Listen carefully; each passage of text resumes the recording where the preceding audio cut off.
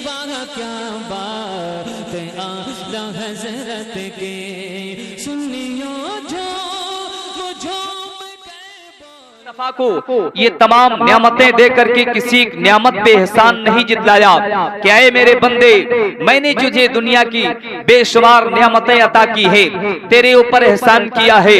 रब्बे जुल जलाल ने इन चीजों को हमें अता करके कोई एहसान नहीं जितलाया।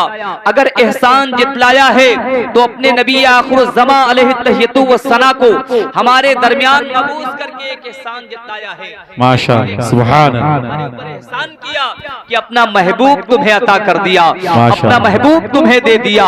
मेरे आका अलैहि व सना इस दुनिया में तशरीफ लाए, हमारे लिए एक दर्स इबरत बन के तशरीफ लाए। मेरे सरकार आला हजरत फरमाते हैं वो हर आलम के रहमत है माशाअल्लाह रह जाते, ये उनकी मेहरबानी है कि ये आलम पसंद आया। मेरे नबी इस दुनिया में तशरीफ लाए तो हमें जीने का सलीका मयस्सर हुआ। मेरे सरकार इस दुनिया में तशरीफ लाए तो हमें बोलने का सलीका मयस्सर हुआ। मेरे नबी इस दुनिया में तशरीफ लाए तो हमें चलने का सलीका मयस्सर हुआ। लेकिन मेरे प्यारे, आज हम और आप अपनी जिंदगी किस तरीके से गुजारते हैं, हम अपनी जिंदगी की अय्याम किस तरह बसर करते हैं, हर सुबह शाम हम उस पे गौर करें तो हमें अंदाजा होगा। अगर इस चीज का हम ख्याल करें कि दिन भर में न जाने कितने गुनाह हमसे हो जाया करते हैं, और अगर नेकियों पे गौर करें तो नेकियां कम मिलेंगी, गुनाह ज्यादा मिलेंगे। लेकिन इन चीजों पे अगर गौर करके उसके बाद जिंदगी गुजारी जाए तो इंशाअल्लाह हमारी दुनिया भी कामयाब रहेगी, माशाअल्लाह, सुभान कामयाब रहेगी, गुनाहों से भी महफूज रहेंगे। हमारी असलाफ की जिंदगी को देखें, तारीख में एक नाम आता है, औलियाए किराम की फहरिस्त में एक नाम आता है, हजरत बायज़ीद बुस्तामी रज़ियल्लाहु तआला अन्हु का। हजरत बायज़ीद बुस्तामी की जाते गिरामी वो है, आप खुद फरमाते हैं मुझे जो दर्जे विलायत मिला है ये मेरी माँ की दुआओं की बरकत है जो मुझे दर्जे विलायत मिला है। हजरत बायज़ीद बुस्तामी फरमाते हैं एक बार रात की तारीकी थी, ठंडक का जमाना था, मेरी माँ ने मुझसे पानी मांगा कि बायज़ीद मुझे गिलास पानी पिला दो। हजरत बायज़ीद बुस्तामी फरमाते हैं मैं जब तक पानी का गिलास लेकर के अपने माँ के पास पहुँचता हूँ तब तक कि उनकी आंखें लग जाती है। जब आंखें लग गई तो मैंने उन्हें जगाना बेहतर न समझा, मैं उस पानी के गिलास को लेके खड़ा रहा, काफी देर तक खड़ा रहा, यहाँ तक कि रात का पहर गुजर जाता है और उसके बाद आखिरी वक्त आता है, नमाज़े फजर का जब वक्त हो जाता है, मेरी माँ ने आंखें खोली और मेरी तरफ देखा, इरशाद फरमाया मेरे बायज़ीद, मेरे लाल, तू ही ये पानी का गिलास पूरी रात लेकर के खड़े रह गए, काश ये पानी का गिलास तो मुझे जगा के भी दे देते तो मैं अपनी जरूरत पूरी कर लेती।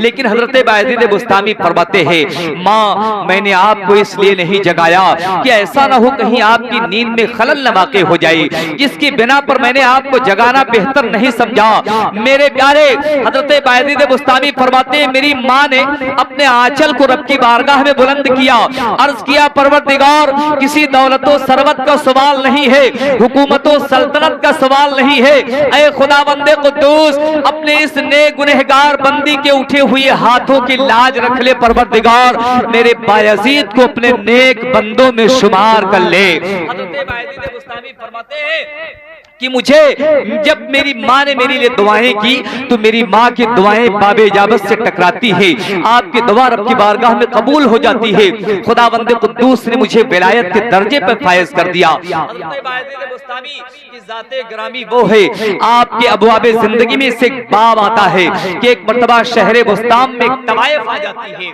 उस तवायफ ने लोगों के दिल दिमाग को बदलना शुरू कर दिया, लोग उसकी तरफ खींचने लगे, गुनाहों में मुलब्बिस होने लगे।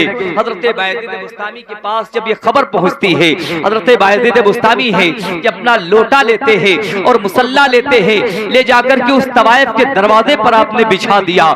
जब सुबह की सफेदी नमूदार होती है, नौजवानों का तांता टूटता है, लोग जाते हैं कि चलें जरा उससे मुलाकात करते हैं, लेकिन जब देखते हैं कि अपने वक्त का शहंशाह, अपने वक्त का बादशाह हजरत बायज़ीद बुस्तामी उस तवायफ के दरवाजे पर बैठे हुए हैं, तो जो नौजवान देखता वो वापस चला आता था कि यहाँ तो बायज़ीद बुस्तामी बैठे हुए हैं। जब उसने काफी देर तक ये टाइम गुजार लिया और उसके बाद अपनी खादमा को बाहर भेजती है कि जाओ जरा देखो क्या मेरे जो है मुझसे मोहब्बत करने वाले आज कोई नजर नहीं आते हैं। जब वो खादमा बाहर आती है, उसने देखा कि उस दरवाजे पर एक जो है बुजुर्ग बैठे हुए हैं। उसने जाकर के बताया तो उसने कहा कि ठीक है, जरा उनसे कह दो अगर वो मेरे दरवाजे पर बैठे हुए हैं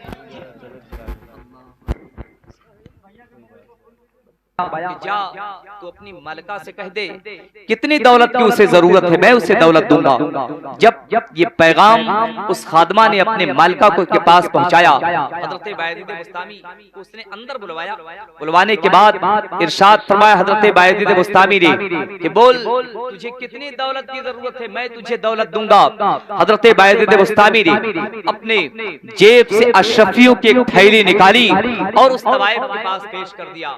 फरमाया ले अब ये दौलत मैंने तुझे दे दी है, तुझे दौलत की चाहत थी वो तेरे हाथों में पहुंच चुकी है। अब इसके बाद मेरा हुक्म तेरे ऊपर चलेगा, मैं जैसे तुझे वैसे तुझे करना होगा। अब तू मेरी हो चुकी है। हजरत बायजीद बुस्तामी फरमाते हैं सबसे पहले तू जाकर के गुस्ल कर ले। और जब गुस्ल उसने कर लिया, आपने एक चादर दी। इरशाद फरमाया ये मेरी चादर है जो मेरे पाक कमाई की है, इससे तू अपने बदन को छुपा ले।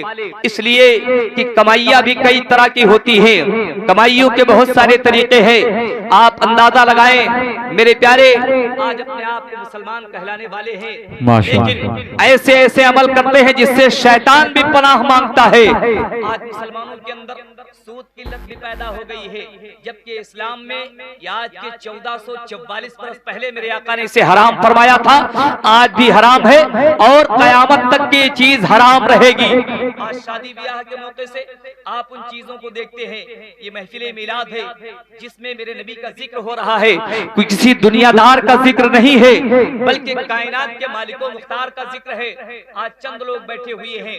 यही अगर जनाबे मोहतरम शाहिद रजा साहब आज कोई दुनियावी खुराफात का इंतजाम करते, किसी तवाइफ को बुला करके अपने दरवाजे पे अगर नचाते तो किसी को बुलाने की जरूरत नहीं थी, बल्कि एक गली में खड़े होने की जगह नहीं रह जाती, उनसे कोई खड़े होने के बैठने के लिए कहता भी नहीं। लेकिन ये जिक्र रसूल है। मेरे आका अलैहि वसल्लम ने आज से 1400 बरस पहले फरमाया था एक वक्त ऐसा आएगा जब अपने हाथ की हथेली पर इंसान आग का अंगारा रखना तो आसान समझेगा, लेकिन ईमान बचाना बड़ा मुश्किल हो जाएगा। आज मेरे प्यारे वो हालात आ गए हैं। क्या जो उलमाए कराम इन चीजों को कोशिश करके बयान करते हैं, ऐ लोगों ये बुराई का दौर है, दौरे पुरफतन है। एक तरफ अगर आपको अच्छाई की दावत देने वाला एक शख्स मिलेगा तो आपको 10 शख्स ऐसे मिलेंगे जो बुराई की तरफ बुलाने वाले मिलेंगे। लेकिन उन चीजों पे गौर फिक्र नहीं है मेरे प्यारे। हमेशा के लिए रहना नहीं, इस दारे फानी में कुछ अच्छे काम कर लो। 4 दिन की जिंदगानी में अगर जो जीते हुए इस दुनिया में तो कुछ काम कर जाओ, खुदा तौफीक दे तो खिदमत इस्लाम कर जाओ। बात को तूल दिया जाए तो काफी वक्त की जरूरत है। हज़रत बायजीद बुस्तामी फरमाते हैं सुन ये मेरे पाक कमाई की चादर है, तो इससे अपने बदन को छुपा ले। आपने फरमाया अब जो मैं कहूंगा वो तुझे करना होगा। हज़रत बायजीद बुस्तामी के पास जब वो तवाइफ गुस्ल करके पाक साफ होकर के और आपकी उस चादर को पहन करके अब उस चादर को बोल करके आती है, आपने एक मुसल्ला बिछाया, फरमाया मैं जैसे तुझे करूंगा वैसे तुझे करना होगा। आपने मुसल्ला बिछाया, खड़े हो जाते हैं, नियत बांधी आपने। बगल में वो औरत भी खड़ी होती है, उसने भी नियत बांधी। आप खड़े रहे, कयाम किया आपने, वो भी कयाम में रहती है। फिर उसके बाद जब आपने रुकू किया तो वो भी रुकू करती है। जब आप सजदे में जाते हैं तो वो भी सजदा करती है। जब हज़रत बायजीद बुस्तामी सजदे में जाते हैं तो आपने इरशाद फरमाया परवरदिगार इसके सर को झुकाना मेरा काम था और इसके दिल को झुकाना तेरा काम है। मेरे प्यारे जो है ये वो औलियाए कराम है कि जिनके दामन से जो वाबस्ता होता है तो उसे भी राह हिदायत मिल जाया करती है। फिर उसके बाद तारीख में नाम आता है कि वो तवाइफ अपने वक्त की वलिया बन जाती है। अल्लाह अकबर। और ऐसी वलिया बनती है कि परवरदिगार आलम उसकी दुआओं में वो असर दे देता है कि जिसके लिए तो दुआ करती है वो दुआ उसकी मकबूल हो जाती है। निगाहे मर्दे मोमिन से बदल जाती है तकदीरें। तो अगर ज़ौक़े यकी पैदा तो कट जाती है जंजीरें। मेरे प्यारे वक्त की किल्लत दामनगीर है, फिर इंशाअल्लाह रहमान रब की बारगाह में दुआ खुदावंद कुद्दूस हम सबको अच्छे अमल की तौफीक और रफीक अता फरमाए। हमेशा के लिए रहना नहीं इस दारे फानी में, कुछ अच्छे काम कर लो 4 दिन की जिंदगानी भी। अगर जो जीते हुए इस दुनिया में तो कुछ काम कर जाओ, खुदा तौफीक दे तो खिदमत इस्लाम कर जाओ। वमा अलैना इल्लल बलाग। अस्सलामु अलैकुम।